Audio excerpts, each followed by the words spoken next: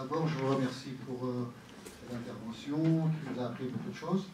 Moi, je vais revenir sur le titre parce que je n'ai pas lu le livre, par paresse peut-être, dont on lit de moins en moins. Mais peut-être si l'occasion se présente, je vais le lire, Inch'Allah. Dans le titre, vous dites Islam, Islam Occident. Moi, je trouve un titre tellement basique et vous aurez pu trouver mieux, surtout quand vous avez trouvé un titre comme Laurence d'Arabie ou l'Arabie de Laurence. La nuance, donc, elle fait défaut. Et puis, je me suis dit, non, ça ne peut pas être ce titre. J'ai ouvert mon GSF, pardon. J'ai ouvert mon GSF pour voir le titre exactement, et c'était Islam Occident, décloisonnant nos cultures. Mais dans votre exposé, je ne vois pas de décloisonnement. Je vois que vous citez des nuances dans une langue et puis dans l'autre, puis donc c'est deux cloisons différentes, et vous demandez à les décloisonner. Mais je n'ai pas vu, en tout cas, je n'ai pas compris qu'il y a... Il faut rappeler simplement que, bien sûr, ce qu'on a présenté ici, c'est vraiment très sélectif. Il faut pas cette rencontre ne peut pas remplacer la lecture du livre. Le livre, il est vraiment très riche, comme je l'ai dit au début. J'ai l'impression pas résumer sa richesse.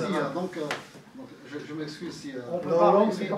J'ai trouvé que c'était un petit peu un exposé de linguistique. Et donc, bon, ça concerne un petit chapitre dans le livre, ça. La dimension historique, l'état des lieux, le futur, ça je n'ai pas vu. D'accord. Merci. J'espère que ça ouvre l'appétit pour vraiment lire le livre. Parce que c'est vrai qu'on peut en débattre et on peut en parler à l'infini. Parce que... Mais c'est vrai ce que vous dites, l'exposé ne renvoie pas nécessairement au chapitre du livre.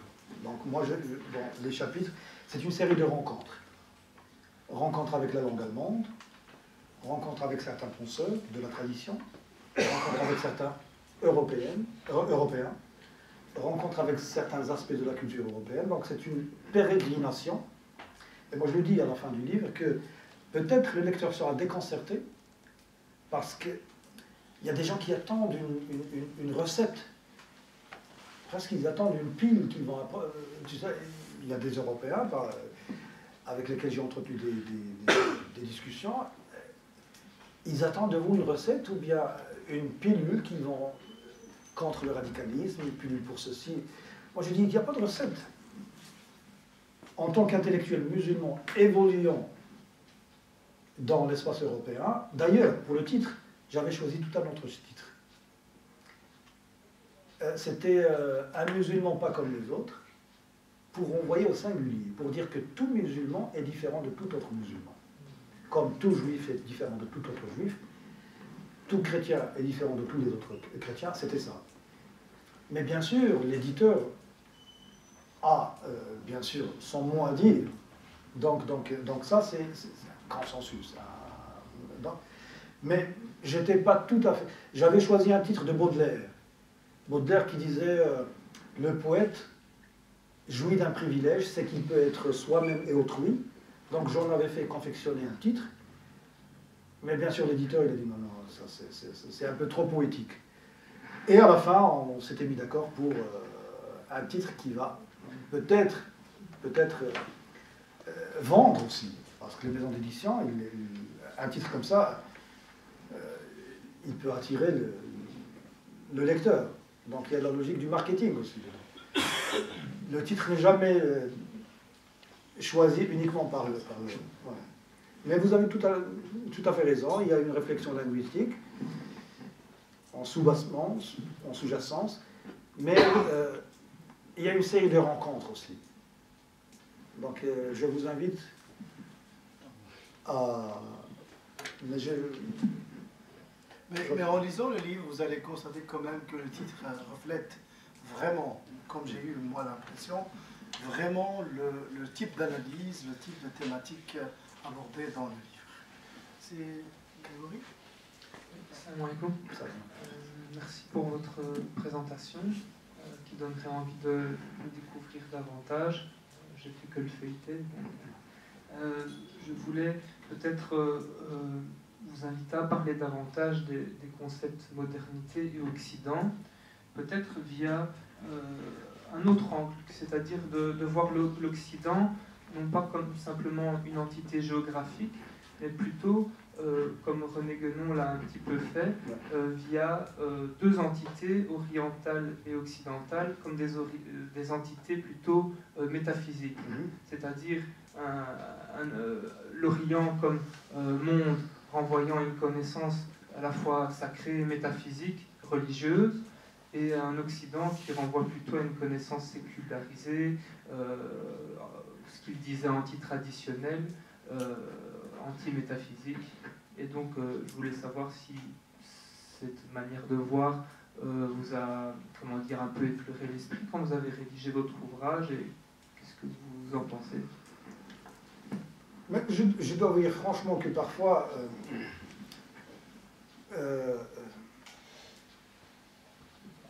je vois Arthur Rimbaud qui s'ennuyait à Paris et qui voulait déserter, c'est-à-dire prendre le désert, sortir des cloisons.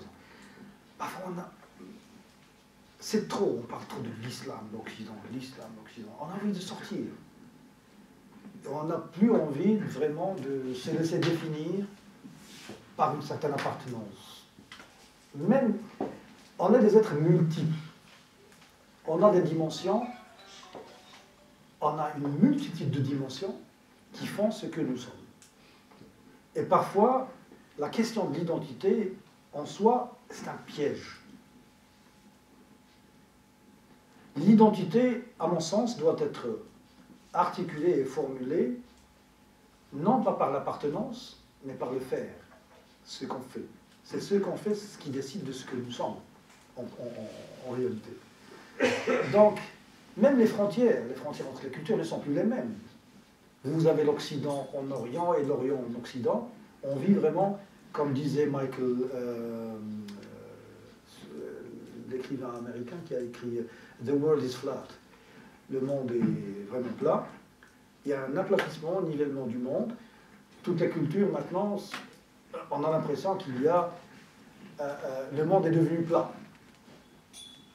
Si vous êtes à Casablanca ou à Rabat, vous allez voir des aspects de la modernité que vous n'allez jamais voir ici. Et si vous êtes ici, vous allez voir des aspects de la tradition que vous n'allez jamais voir ailleurs. Donc il y a un spectacle qui s'étale devant nos yeux et il faudrait parfois sortir de ces cadres. Ce n'est pas facile. Peut-être beaucoup de gens ont besoin de se laisser définir par certains prismes, mais la dynamique de ce livre s'inscrit dans une autre démarche, c'est-à-dire chercher l'ouverture. Si vous me demandez à quel point vous êtes occidental, on est des occidentaux, qu'on le veuille ou non. Nous sommes en train de parler une langue occidentale, le français. Il y a une certaine maîtrise. Peut-être, parfois, on se cache derrière, si vous voulez, le rideau des identités pour cacher ses propres faiblesses. Le dernier des Français qui va vous dire « Ouais, moi je suis occidental », et il s'en targue, il en est fier, pour vous montrer qu'il est beaucoup plus civilisé que vous. Parce que vous êtes oriental. Alors que nous, il peut y avoir des gens très intelligents, beaucoup plus civilisés en Orient qu'un Français, par exemple. Et un musulman qui va vous dire « Oui, nous les orientaux, nous sommes spirituels, nous avons la spiritualité. » Alors qu'il y a une indigence, une paupérisation spirituelle en Orient, qui est beaucoup plus macabre, beaucoup plus catastrophique que la misère spirituelle en Occident. Donc vous voyez, c'est pourquoi il faut le spectacle de la singularité et des singuliers, ce qui compte. C'est primordial et c'est important. J'ai parlé l'autre fois avec un Jordanien, et il se considérait pauvre. Je lui dis, écoute, toi, moi je peux t'assurer que tu es beaucoup plus riche que, en moins, je donnerai ma tête au bilot, que tu es beaucoup plus que 100 millions d'Européens, tu es beaucoup plus riche que toi en tant qu'oriental. Toi, en tant que singulier, que Jordan. C'est-à-dire, c'est pas parce que je suis oriental que je suis beaucoup plus spirituel qu'un être européen, et c'est pas parce que je suis un Européen que je suis beaucoup plus développé, civilisé qu'un oriental. Non, il y a un spectacle qui s'étale devant nos yeux. Il suffit de vraiment s'ouvrir pour regarder en face ce qui se passe, ce qui se trame. Mais justement, quand vous montrez bien dans le chapitre, ou sur le passage où vous parlez de progrès de Taqaddum, les particularités propres à chaque espace linguistique, culturel, est-ce que justement, plutôt que de décloisonner, est-ce qu'il ne faudrait pas d'abord se réapproprier ces référentiels et justement l'aspect culturel? Oui, mais moi j'inscris cette réflexion dans une autre démarche, c'est-à-dire je dis que voilà les spécificités, mais ces spécificités qui peuvent être en relation pour enrichir l'être. Moi, on a le privilège de comprendre ces deux concepts, d'évoluer dans ces deux champs conceptuels. C'est un privilège. Beaucoup de gens qui cherchent les cloisons. Alors que nous, il faut se mettre dans une autre dynamique. On est des Européens. Qu'on le veuille ou non, on est des Européens. On a beau nous dire non, vous n'êtes pas Européens, mais on est des Européens en quelque sorte. Et on est des musulmans. Cette double appartenance, il faut l'assumer. Je me rappelle une fois, j'ai appelé mon professeur Kenneth White, lorsqu'il était étudiant, il m'a demandé comment j'allais. Je lui ai dit oui, pas bien, parce qu'on est divisé entre ici et là-bas, entre le moi et l'autre. Il m'a dit oui, mais pourquoi ne pas vivre ça en tant que complémentarité? Ou bien on le vit comme un malaise, un schisme, cette double appartenance, ou bien on s'évertue pour vraiment vivre cette double appartenance, pour l'assumer en tant que richesse. C'est ça la démarche. Merci. D'autres interventions? C'est à vous ça?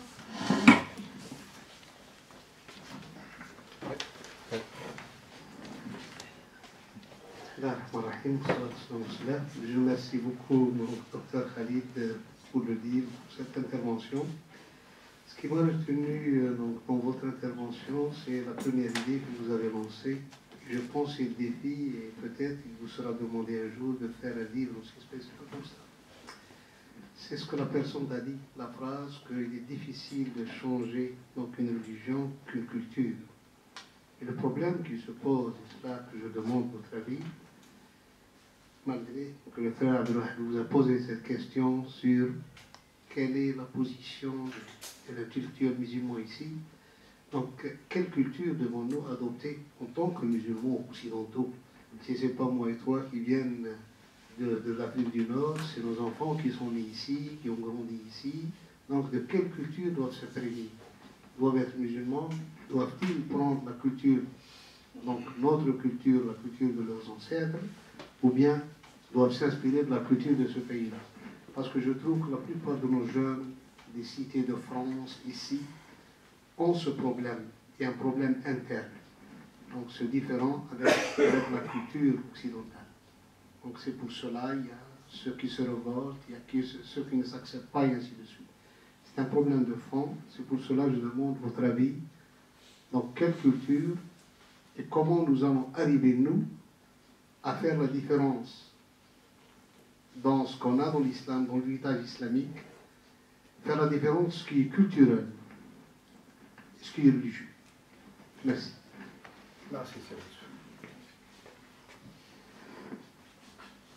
Vous savez que c'était Voltaire qui disait que celui qui n'a pas l'esprit de son âge n'a que malheur.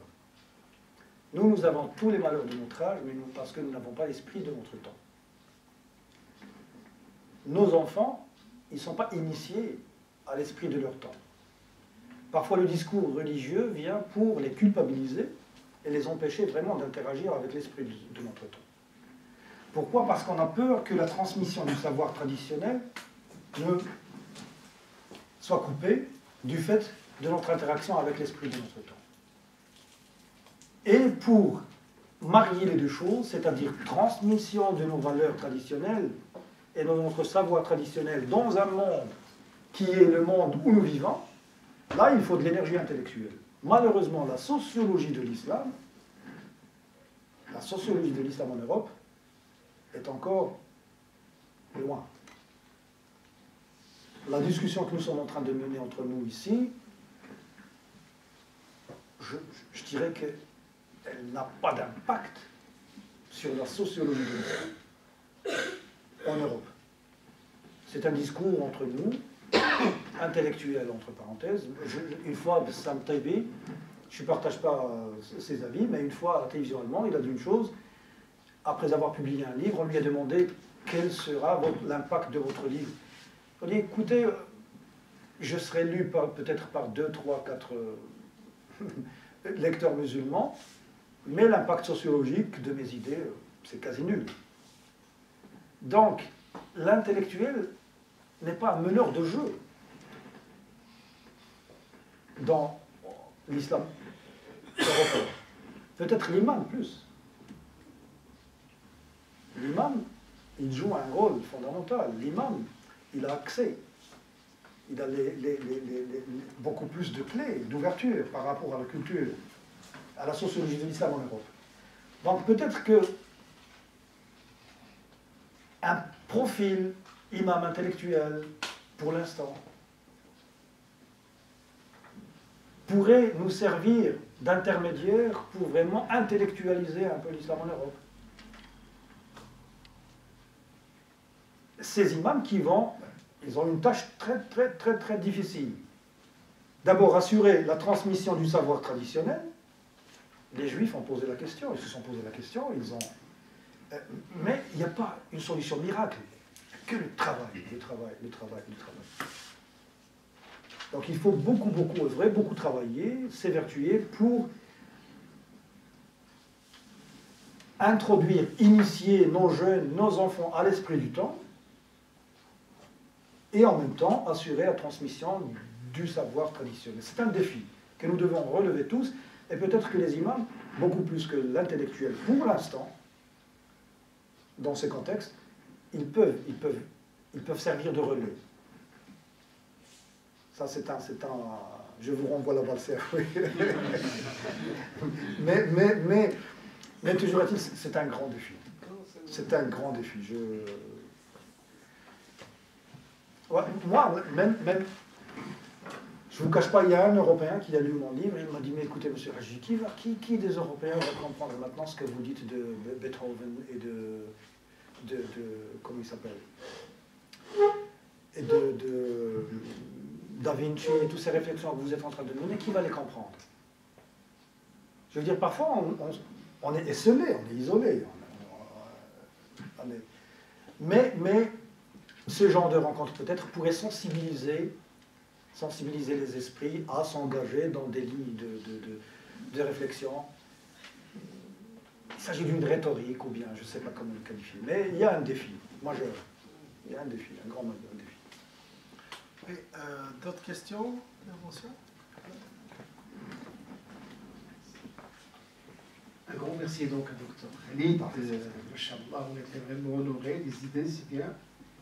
On aimerait bien donc un peu avancer dans le débat, principalement lorsque vous parlez donc de la thèse, la suivante, c'est élaborer donc l'ouverture, comment donc l'Occident, l'islam, il peut vraiment évoluer dans l'ouverture. Mais pour moi, donc, il y a un petit souci au départ, parce que lorsqu'on parle de la question d'identité, on ne peut pas donc s'en passer d'un recul en arrière et définir exactement donc l'origine ou bien le référentiel.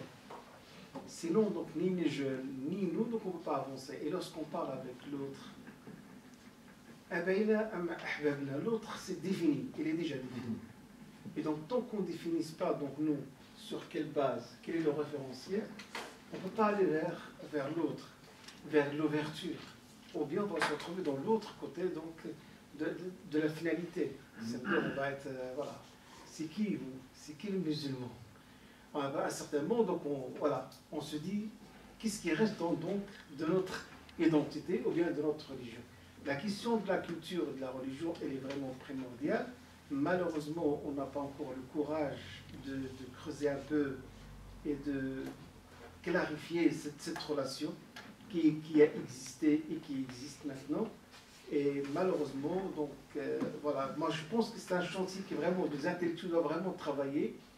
Et ici en Occident, donc c'est une question qui est vraiment cruciale parce que si on n'arrive pas à séparer les deux, on aura vraiment du mal à faire passer donc notre message, notre religion donc à la génération. parce que c'est voilà, c'est une autre culture, et donc d'après l'histoire des musulmans, on est passé par là, et on a combiné la religion avec la culture, et maintenant donc on a l'héritage. Voilà, donc la sphère, pratiquement, il y a un dixième de la religion, mais 90% c'est de la culture. Et donc on a importé, et on est en train de vivre cette mixité entre la culture et la religion, on ne s'en sort pas. Et donc la vie dans la cité ici, donc il est basé principalement sur la culture, la religion, donc il a son espace, mais il n'est pas aussi grand.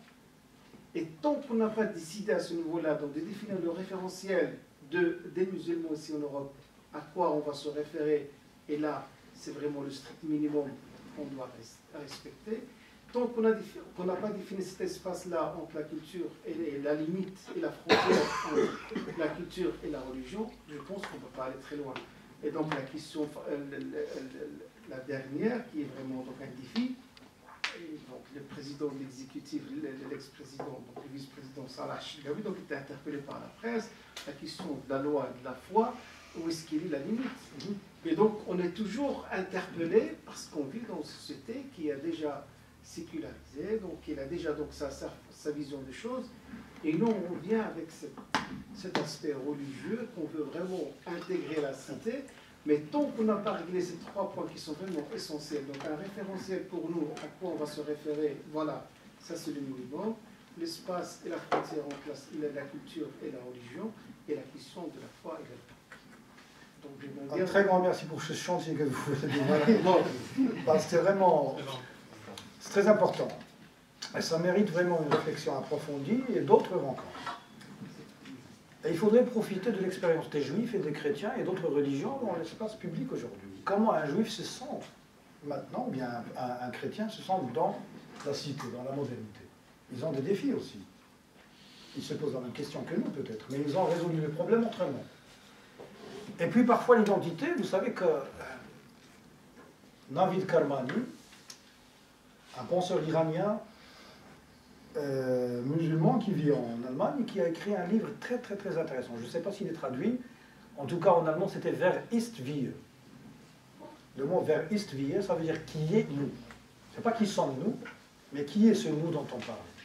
Il n'y a pas une identité européenne. Même l'identité européenne est en voie d'élaboration. Et vous savez, moi je dis que nous sommes beaucoup plus européens que les Européens. Moi, j'ai ma tante à Francfort. J'ai mon oncle à Paris. J'ai de la famille en Angleterre. Et chacun de nous a une relation tentaculaire en Europe que les Européens n'ont pas. La dimension européenne, on est beaucoup plus européens que les Européens. Si on savait, si on...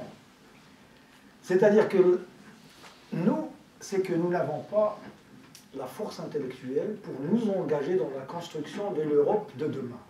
Nous voulons nous définir en termes du passé, d'où nous venons, mais il y a une dimension fondamentale qui nous manque. Qu'est-ce que nous voulons de l'Europe de demain? Ça, peut-être il faudrait réorienter notre regard et envisager la question d'un autre angle. Que voulons-nous de l'Europe de demain? Et quelle est notre contribution? C'est ça ce qui manque. Quant à l'origine, je crois que toutes les religions, maintenant, jouissent d'un minimum de liberté, bien d'une liberté, qui leur permettrait vraiment de s'attacher à leurs valeurs, à leurs référentiels religieux. Personne Il y a des défis, bien sûr, et il s'agit d'apprendre de parler une certaine rhétorique de négociation, ne pas être toujours dans le revendicatif, et ne pas toujours essayer de tout obtenir, mais de s'inscrire dans une logique de négociation, parce qu'il s'agit de construire un espace public quand même. Les chrétiens et les juifs, ils nous ont précédés, ils ont un long passé de négociation avec le sécularisme, ou bien la laïcité et tout. Les musulmans, ils sont en train de construire un certain rapport, mais ça nécessite bien sûr de l'énergie intellectuelle, beaucoup de travail, mais la question de l'identité peut être un piège aussi, peut nous empêcher de voir ce que nous avons comme potentiel pour contribuer à l'élaboration de l'Europe de demain. Donc il faudrait, bien sûr, même quand on parlait de l'Oumma par exemple, L'Umma, elle implique deux choses. Qui veut dire l'origine, et Amma Ummu, c'est-à-dire l'orientation, la direction. Donc ça se définit en termes de passé, de futur, de ce que nous voulons. Donc que notre identité se définira aussi par ce que nous voulons de l'Europe de demain. Et pas uniquement par un repli vers le passé. Et nos enfants doivent vraiment, on doit les outiller pour vraiment pouvoir jongler entre cette appartenance, ou bien cette croyance et l'appartenance. Vous savez, un croyant dans le monde arabo-musulman, il croit et il appartient en même temps. Mais nous avons un schisme, nous avons la croyance et l'appartenance qui sont... Nous croyons en l'islam, mais nous appartenons à une autre civilisation. Et bien sûr, ça, ou bien nous allons vivre ça comme un drame, comme une blessure, ou bien on travaille pour vivre cette relation comme une richesse. Mais le défi, bien sûr qu'il faut de l'énergie, déployer beaucoup d'énergie intellectuelle, travailler dans ce sens et puis sensibiliser les jeunes à poser ce genre de questions et puis à s'y atteler. Question? Oui, il y a une question ici. Il nous reste un peu. Merci Khalid, Jazakallah pour cet exposé. Moi, j'ai pas lu le livre, mais ça me donne vraiment envie de le lire, en écouter. Un livre de plus. Non? Une copie de plus. J'ai vraiment hâte de le lire. Maintenant, juste au travers le titre, peut-être que le frère l'a fait, donc quand on lit le titre Islam Occident, décloisons nos cultures, j'ai l'impression que l'effort doit venir uniquement du côté des musulmans intellectuels, non intellectuels, mais en tout cas les musulmans occidentaux.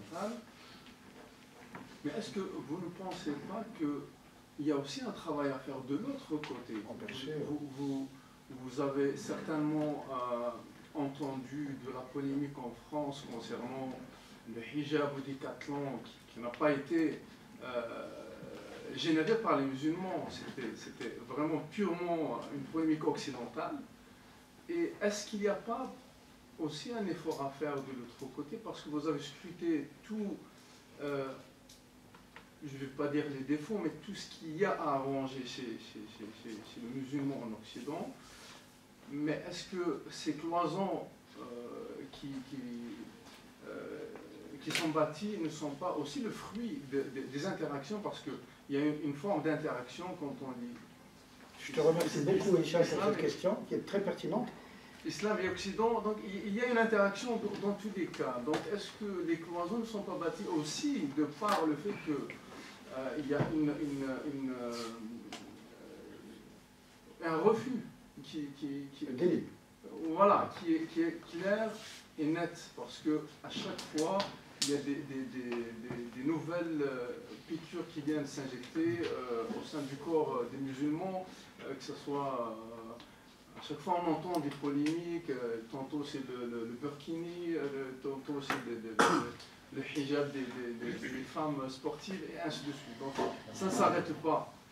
Et je vous remercie beaucoup pour la question, parce que dans le livre, je parle de Benoît XVI et la conférence de Regensburg, qui voulait exclure l'islam de l'Europe. Je parle de mes propres expériences avec certains médias européens, où je dis qu'ils ne font pas assez d'efforts pour nous prendre en tant que musulmans, parce que moi j'étais invité à participer à une émission télévisée.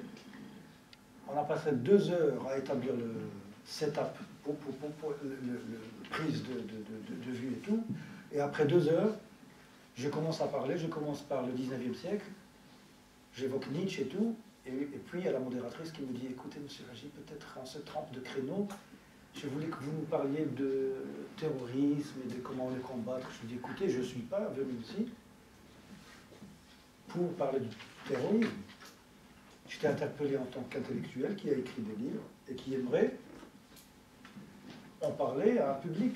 Donc pourquoi vous me donnez, vous me mettez dans cette case un musulman qui doit nécessairement... Pourquoi un musulman n'aurait pas le droit de parler de Nietzsche pour vraiment donner l'impression qu'on est quand même des gens qui sont inscrits dans le débat, dans le débat intellectuel européen. Donc il y a tout un travail à faire de la part des médias, de la part des institutions religieuses.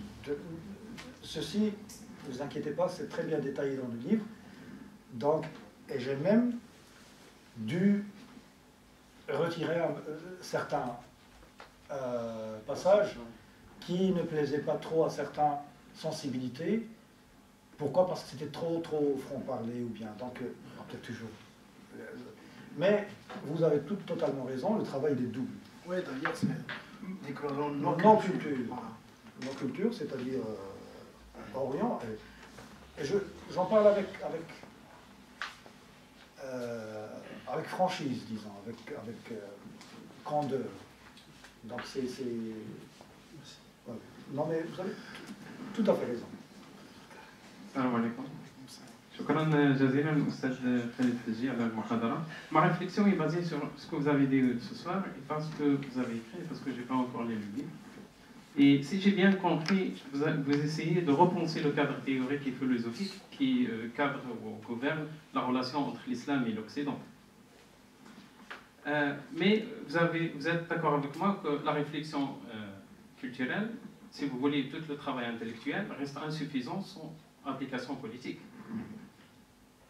Je dis politique et pas culturelle parce que la culture est devenue depuis la nuit des temps une spécialité de l'État. Et les Européens, ils vont vous dire que l'État de droit. Et c'est pour ça que je pense que même votre réflexion est interdisciplinaire. Vous parlez des romans, vous parlez de la musique, tout ça. Il manque, au moins je sens, me semble-t-il qu'il y a une dimension manquante, qui est la dimension juridique, de droit. Quel est notre rapport par rapport à l'état de droit? Parce que l'espace public, vous parlez de l'espace public, mais l'espace public est gouverné par une loi. Je pense que le musulman aujourd'hui, on va tous essayer de faire une réflexion sur une conception de droit. Quelle est notre relation par rapport à droit qui gouverne cet espace public? Alors, il y a un chapitre où je parle de géopolitique et géopolitique. Et je dis que la réflexion géopolitique, est-ce qu'elle n'est pas irréaliste? Est-ce qu'il ne faudrait pas mener uniquement une réflexion géopolitique et réduire la discussion à cette dimension-là? Et puis lorsque je parle de Selbis, c'est ce que vous êtes en train de me dire, que les musulmans doivent se confiner à un ordre. On est dans un état de droit, il faut respecter Selbis, cet état de droit. Il y a une réflexion à ce niveau-là, mais bien sûr que... Mais je fais le lien entre tout ce qui est métaphysique, parce que le développement de droit, l'état de droit dans l'espace européen, il n'est pas juste une application politique rigide, il est aussi le fruit de la développement de logos. Depuis, si vous voulez, la cité grecque jusqu'à aujourd'hui, cette loi est le fruit de l'interaction et le développement de logos. Notre civilisation est différente. Notre appartenance, peut-être, est un frein parce que la forme culturelle musulmane par excellence, c'est la religion, c'est le texte divin. Par rapport aux Européens, qui est le logos. Cette double appartenance est, pour moi, au moins d'un point de vue technique, pragmatique, et un obstacle, si vous ne voulez pas utiliser le mot obstacle, c'est très difficile de dépasser la dimension spirituelle religieuse. Vous avez parlé de Moussa qui fait appel à la religion, fait appel de l'absence, mais la politique fait appel au réel. Et cette double appartenance qui est un peu difficile à dépasser, au moins de côté pédagogique et didactique. Moi, je trouve qu'il faut trouver des harmonies. Et dire que l'ordre, si vous voulez, juridique ou bien l'état de droit, uniquement le fruit du logos, ça c'est peut-être un peu, je ne dirais pas tiré par les quatre cheveux, mais on va loin, parce qu'il y a des influences multiples. La discussion sur le christianisme. Oui, l'apport du christianisme à l'état de droit, vous avez Paul Ricoeur qui va vous dire, écoutez, même les Européens ne se mettent pas d'accord sur les sources de leur État aujourd'hui. Le catholique, il va vous dire que c'est le fruit de notre... Pourquoi? Parce que catholicon implique l'universel. Au départ, chez Homère, catholicon, catholicos, c'est-à-dire c'est l'universel. Vous avez le protestant qui va vous dire aussi, le laïque, donc il y a des lectures différentes. Les musulmans, c'est vrai que ce sont les derniers venus, ils doivent s'y adapter. On est les derniers arrivants. Il y a un défi qui se pose à nous. Nous devons trouver une certaine forme de compatibilité avec la démocratie, parce que nous venons d'une autre culture qui repose sur d'autres prémices, sur d'autres socles. Mais toujours est-il, comment faire en sorte que cette rencontre soit fructueuse?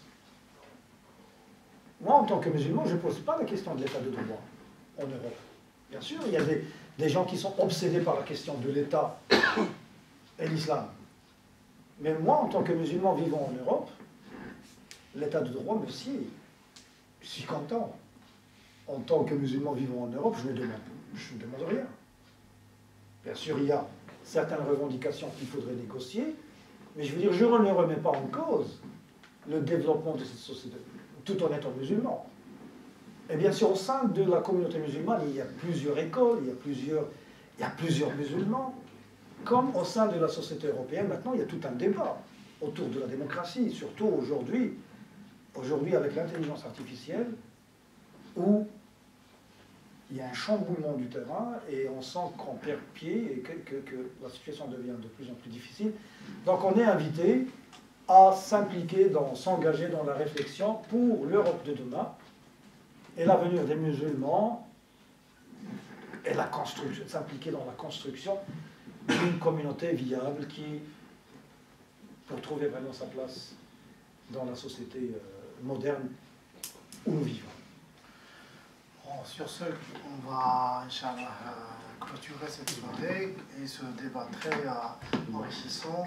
Je voudrais remercier tout d'abord le professeur Khalid Zahaji pour avoir accepté notre invitation. Je voudrais aussi vous remercier de votre présence. Et on se donne rendez-vous, Inch'Allah, le 16, la semaine prochaine, c'est le samedi, je crois. Une conférence du professeur Jamaldine Ben Abdeljalil, qui nous vient de l'université de Francfort, sur une thématique très importante. Le sujet s'intitule, la conférence s'intitule La théorie de la double vérité chez Averroès et chez Ibn Rushd.